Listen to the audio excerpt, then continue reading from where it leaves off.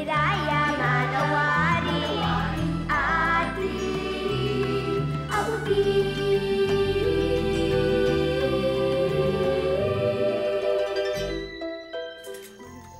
Mami, tingnan mo nga ito. Baka may kailangan ka pa dito. Dadalhin ko na sa bodega eh. Ano ba yung mga yan? Ito, tingnan mo. Mga gamit mo bago ka manganak. Prenatal records, book of names. So. Okay na yan, Daddy. Kaya mo na itago yan na yan. Sure? Oo. Okay. Mami, ano pong ibig sabihin ng Book of Names? Ayan.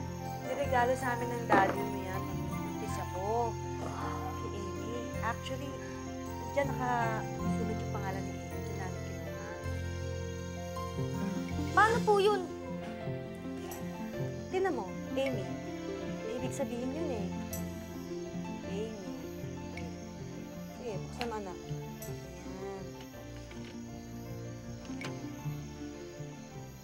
Ayan o. Amy. Ibig sabihin, beloved. Sa Tagalog, minamahal. Kasi minamahal natin siya. Oo. Eh ako po, Tama. dito din po ba kinuha yung pangalan ko? Hindi anak. Kasi alam mo, wala pa kami ng libro na yan nung pinakanak ka ng mami mo eh. Kinuha ang pangalan mo dun sa paborito niyang basketballista. Ikaw pa yata yun sa mami mo eh. Ikaw talaga. Walang ibig sabihin ng pangalan ko? Meron! Tingnan mo. Halika. Meron dyan, tingnan mo. Papakita ko sa'yo ha. Letter K. K. Ayan o. Kenneth. Ibig sabihin, handsome. Oh. Eh, ikaw po, Mami. Ano pong ibig sabihin ng pangalan niyo? Ursula. Nakita ka na ito dito, pero papakita ko sa'yo ulit ha. Ibig sabihin nun, bear-like. Ayan o. Ursula, bear-like. Bear? Eh, hindi naman po kayo mukhang bear, ah. Alam mo, Kenneth, hindi lahat ng pangalan tama sa mga may pangalan. Kagaya mo. Ikaw, Kenneth ka, di ba? Kenneth de Leon. Pero hindi naman mukhang Leon ang pamilya natin, di ba? Di ba po, Lion po ang ibig sabihin ng De Leon? Eh di, ang ibig sabihin ng Kenneth De Leon, handsome lion, poging leon. Tama. Pare-pareho tayo ng apelyido dahil yun ang bumubuo sa isang pamilya. Ha? At yung ginagawa natin sa isa't isa, yun ang dahilan kung bakit tayo nagiging isang pamilyang nagmamahal. Diba? Tama yun. Sige na, dadali ko na sa bodega. Oy, ikaw, Poging Leon, matulog ka na. May exam pa mabukas ng umaga sa Boy Scout, ha? Sige na. Eh, kayang-kaya ko po yun. Sige nga, pakita nga. Ano nga? Ikaw, puro ka. Pakita nga. Okay, ang galing sige, matulog ka na. Bukas mo na gawin yan. Magaling ka ng Boy Scout, pero kailangan matulog ka ng maaga, okay? Bodega.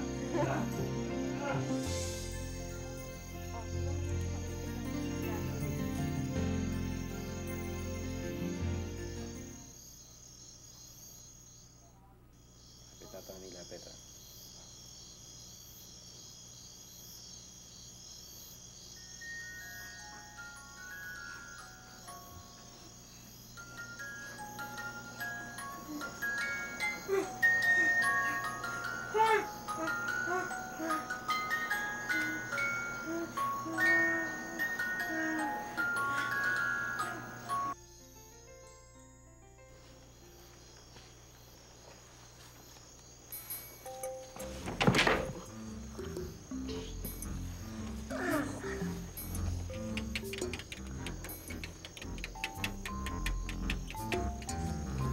Wala na sila.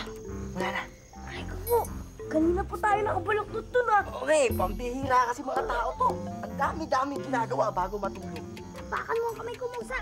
Muntik na ako mapasigaw sa sakit. Bira, umaangal ka pa. Ikaw naman nagayang pumunta rito.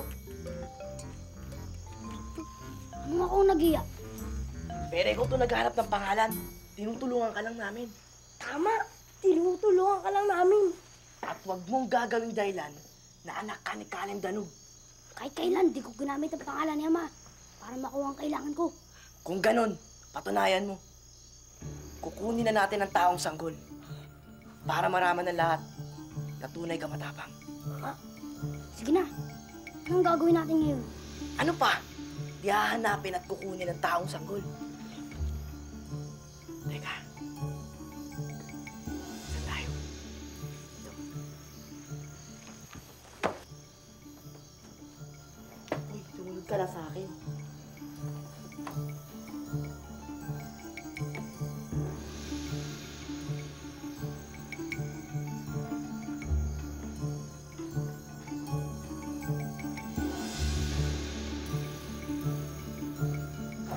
Oh, andito yung sanggol.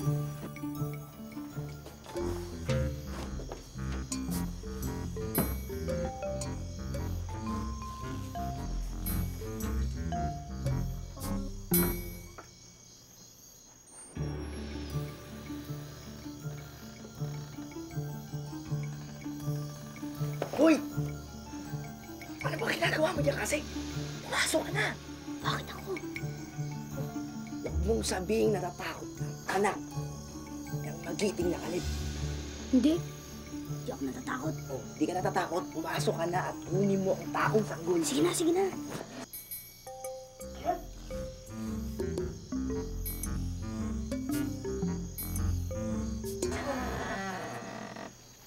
Bagal mo.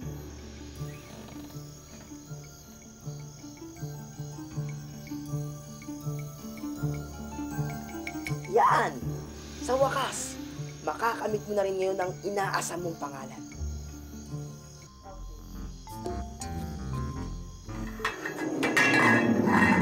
At Jamalaya!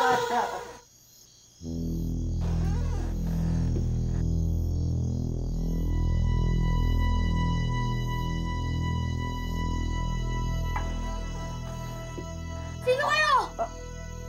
Takbo! Amy! Amy!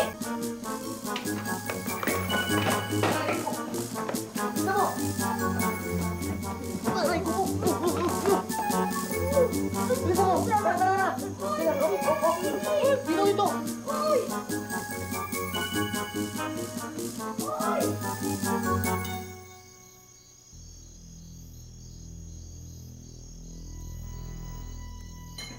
Takbo! Bilisan niyo!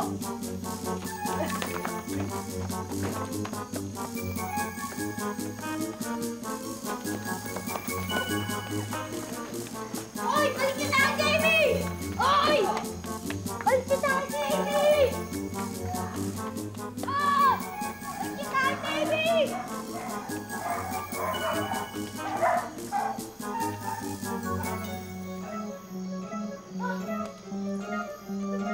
Bilis, bilis!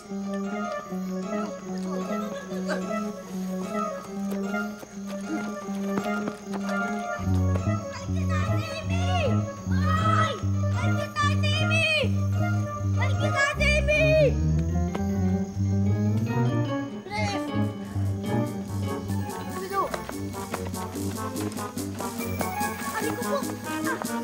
Takbo, bilis! Takbo!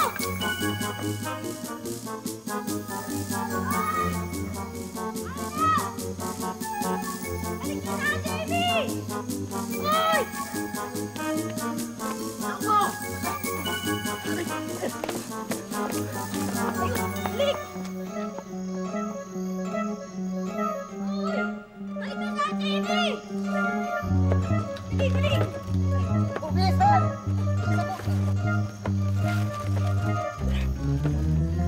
Bilisan mo!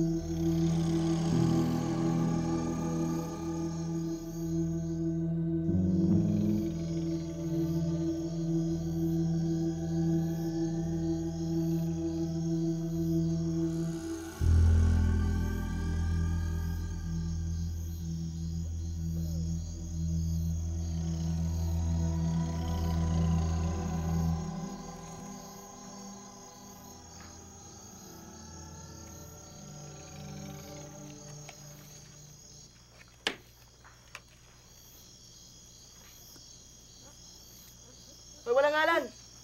Kumuha ka nga muna ng tubig. Bitawan mo na yung hawak mo sanggol.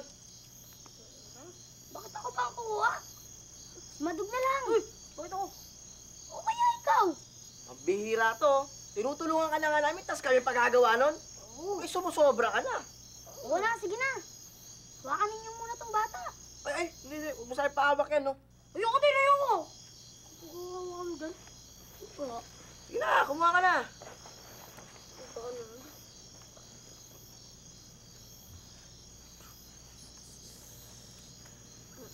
Ito ka muna, ha. Kukuha lang ako ng tubig.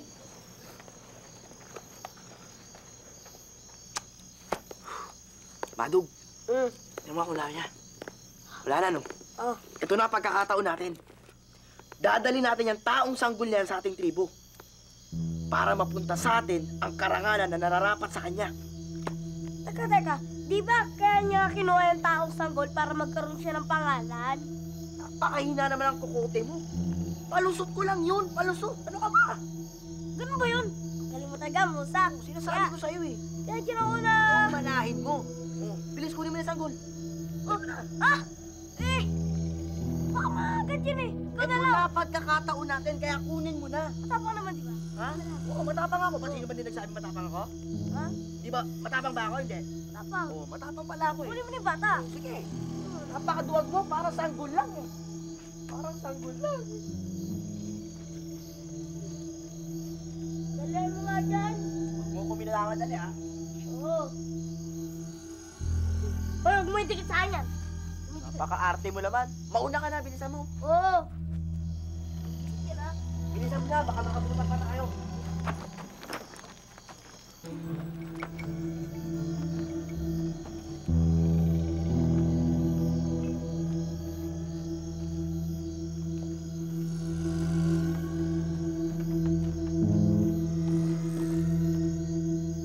Musak, pwede ba magpahinga muna tayo? Pahinga. Paano tayo makikilala niyo kung magpapahinga tayo? Eh, napapagod na ako. Ano magagawa? Huwag ka maingay.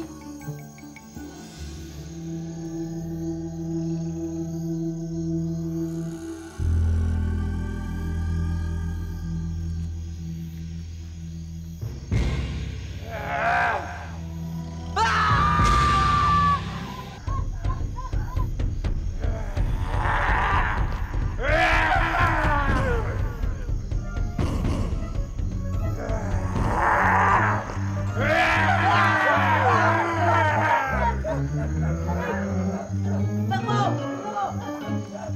Dito! Dito!